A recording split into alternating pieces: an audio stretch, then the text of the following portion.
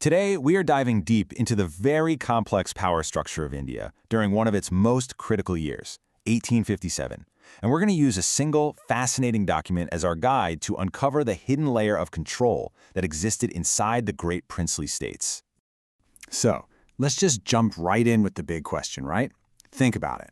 It's 1857. There's this huge rebellion tearing across India. Who's really in charge in the great princely states like Jaipur or Jodhpur? Is it the king you see on the throne?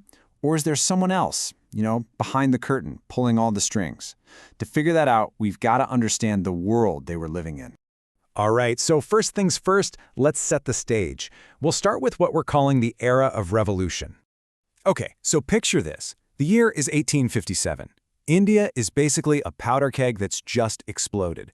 A massive, widespread rebellion has erupted against the British East India Company. And we're not talking about a small protest here. This is a full-blown, violent challenge to the very foundation of British power in the subcontinent. It shook their empire to its absolute core.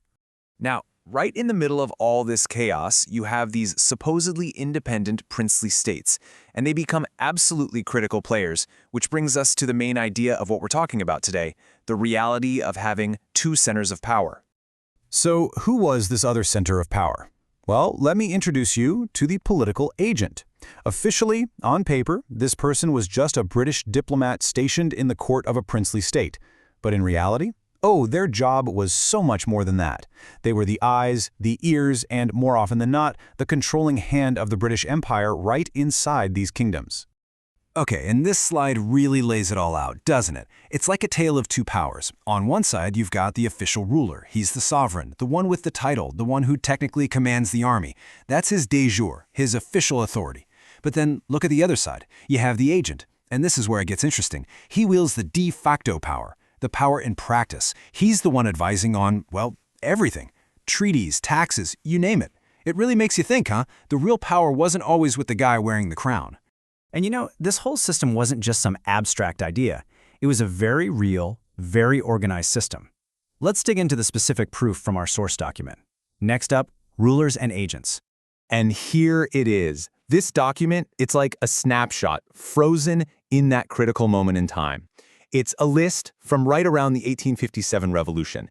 And what it does is it pairs the Indian ruler of a major state with their assigned British political agent. You have to understand, this isn't just a list of names. It's basically the organizational chart for colonial control. Let's actually look at these pairings. In Jaipur, you've got the ruler, Ram Singh II, and his political agent is a man named Eden. Over in Kota, you have another ruler named Ram Singh II, but his agent is Burton. Then look at Jodhpur. Ruler Takht Singh is matched with agent G.H. MacMonson. And in the very powerful state of Udaipur, you have ruler Swarup Singh, with Agent Showers right there in his court. You see the pattern? Every major court had its British counterpart. And the list just keeps going. It really shows you just how far this network stretched. In Sirohi, it's Shiv Singh and J.D. Hall. In Bhartpur, Jaswant Singh has Agent Morrison.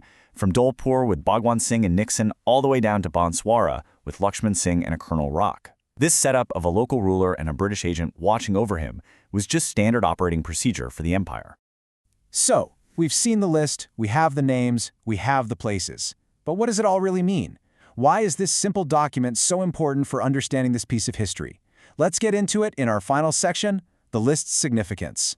So what's the big takeaway here? Why does this simple list matter so much? Well, first off, it's basically the blueprint for what historians call British indirect rule.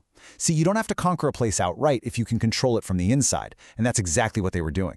This list also reveals this huge network of surveillance and, let's be honest, control. And that helps explain why all these states reacted so differently during the rebellion.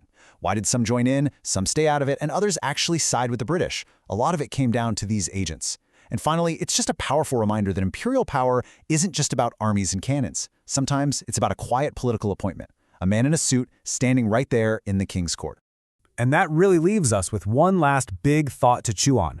When you look at this whole system, this web of agents woven right into the fabric of India's royal courts, you have to ask, how did this structure of dual power fundamentally change the course, and maybe even the final outcome of the 1857 rebellion? It's a really powerful question to think about.